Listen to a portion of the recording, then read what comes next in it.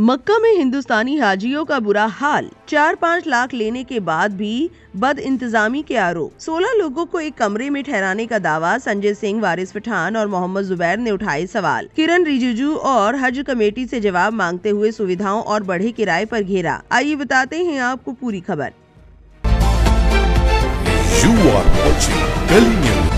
मक्का में हज यात्रियों को काफी दिक्कतों का सामना करना पड़ रहा है। हाजियों को रहने की जगह और आने जाने जैसी बुनियादी सुविधाओं के लिए परेशान होना पड़ रहा है। इस मुद्दे को लेकर आम आदमी पार्टी के सांसद संजय सिंह ने आवाज उठाई है। उन्होंने सोशल मीडिया प्लेटफॉर्म एक्स पर एक वीडियो भी शेयर किया है। संजय सिंह ने एक्स पर लिखा कि मक्का में हिंदुस्तानी हाजियों के साथ बेहद खराब इंतजाम किए गए हैं। उन्होंने कहा कि आसफ अल कुरैशी हॉस्टल की हालत बहुत खराब है। करीब 4 लाख रुपए लेने के बावजूद परिवारों को अलग अलग रखा जा रहा है। एक कमरे में 16 लोगों को ठहराया गया है। लिफ्ट खराब है और 16 लोगों के लिए सिर्फ एक गंदा वॉशरूम है। इतना ही नहीं, वॉशरूम का गंदा पानी कमरे तक आ रहा है। उन्होंने इसे बिल्कुल बर्दाश्त के बाहर बताया और हज कमेटी ऑफ इंडिया से तुरंत कार्रवाई की मांग की। वहीं इस पूरे मामले को लेकर किरण रिजिजू को टैग करते हुए वारिस पठान ने ट्वीट किया, लाखों रुपए लेने के बाद भी हाजियों को बुनियादी सुविधाएं नहीं, आखिर जिम्मेदार कौन? ये सिर्फ लापरवाही नहीं बल्कि संवेदनहीनता है। किरण रिजिजू जी इस बात का संज्ञान ले, तुरंत कार्रवाई करे और हाजियों को जल्द अच्छी सुविधाएं उपलब्ध कराएं। रेहान नाम के एक्स यूजर ने लिखा, उन्होंने इन सुविधाओं के लिए 4.5 से 5 लाख रुपए तक वसूले हैं। इस साल हाजी खुद खाना भी नहीं पका सकते और हज मिशन की तरफ से खाना भी उपलब्ध नहीं कराया जाएगा। हज कमेटी दलालों और निकम्मे लोगों से भरी हुई है जो 5 लाख रुपए लेने के बाद भी हाजियों को बुनियादी सुविधाएं तक नहीं दे पा रही।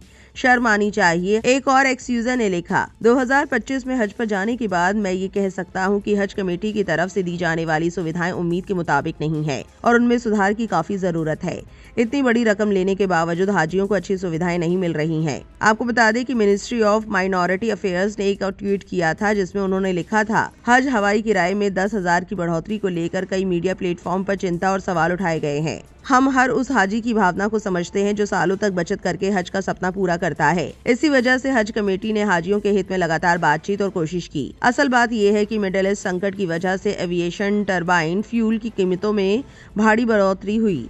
इसके चलते एयरलाइंस ने हर हाजी से 300 से 400 अमेरिकी डॉलर अतिरिक्त लेने की मांग की थी। ये एक वैश्विक स्थिति है जो किसी एक सरकार के नियंत्रण में नहीं है। काफी बातचीत और सभी पक्षों से सलाह के बाद अल्पसंख्यक कार्य मंत्रालय ने सिर्फ 100 अमेरिकी डॉलर की एक बार की बढ़ोतरी को मंजूरी दी, चाहे हाजी किसी भी शहर से सफर कर रहा हो। यानी एयरलाइंस की मूल मांग की तुलना में हर हाजी को 200 से 300 डॉलर की राहत दिलाई गई। ये किसी तरह का शोषण नहीं है बल्कि सरकार ने दबाव कम करके हाजियों को बड़ी आर्थिक मार से बचाने की कोशिश की है। पूरी प्रक्रिया पारदर्शी और कानूनी तरीके से की गई ताकि पहले से रजिस्टर्ड 1 लाख से ज्यादा हाजियों की यात्रा प्रभावित ना हो। ध्यान देने वाली बात ये भी है कि प्राइवेट टूर ऑपरेटर पहले ही किराए में बड़ी बढ़ोतरी कर चुके थे और बाद में लगभग 150 डॉलर और बढ़ा दिए। हम हर भारतीय मुस्लिम के लिए हज को आसान और किफायती बनाने के लिए प्रतिबद्ध हैं। इस पर किरण रिजिजू ने ट्वीट किया था, बेहिसाब परिवारों के लिए हज एक जिंदगी में एक बार पूरा होने का वाला सपना होता है जिसे लोग सालों तक संजो कर रखते हैं। मैं इस भावना की दिल से इज्जत करता हूँ। दुनिया भर में चल रहे तनाव की वजह से एविएशन टरबाइन फ्यूल की कीमतों में तेज बढ़ोतरी हुई है। इसी कारण एयरलाइंस ने हर हाजी से 300 से 400 डॉलर तक किराया बढ़ाने की मांग की थी। एयरलाइंस को भी ATF की बढ़ी कीमतों के लिए पूरी तरह दोष नहीं दिया जा सकता, लेकिन बातचीत और कोशिशों के बाद हमने ये बढ़ोतरी सिर्फ 100 डॉलर तक सीमित रखी, जिससे हर हाजी के काफी पैसे बच सके। ये फैसला पूरी पारदर्शिता और अच्छे इरादे के साथ लिया गया ताकि हज 2026 की तैयारियों और सफर में किसी तरह की रुकावट न आए। वहीं इसको लेकर ऑल्ट न्यूज के सह संस्थापक और फैक्ट चेकर मोहम्मद जुबैर ने एक्स पर लिखा, बेंगलुरु से जेद्दा व मक्का आने जाने का सामान्य हवाई किराया करीब 40,000 से 60,000 तक होता है, लेकिन एयरलाइन पहले ही हर हाजी से कुल हवाई किराए के नाम पर 1 लाख रुपए से ज्यादा वसूल रही है। अब वे 10,000 और मांग रहे हैं। यानी बेंगलुरु से पूरी हज यात्रा का खर्च करीब 3,47,650 प्लस 10,000 प्लस 17,280 यानी 3,74,980 के आसपास बैठता है। और जो लोग सब्सिडी कहकर रो रहे हैं उन्हें बता दे कि कोई सरकारी सब्सिडी नहीं मिलती, पूरा पैसा खुद हज पर जाने वाला व्यक्ति ही देता है। इस खबर को लेकर आपकी क्या राय है कमेंट सेक्शन में जरूर लिखें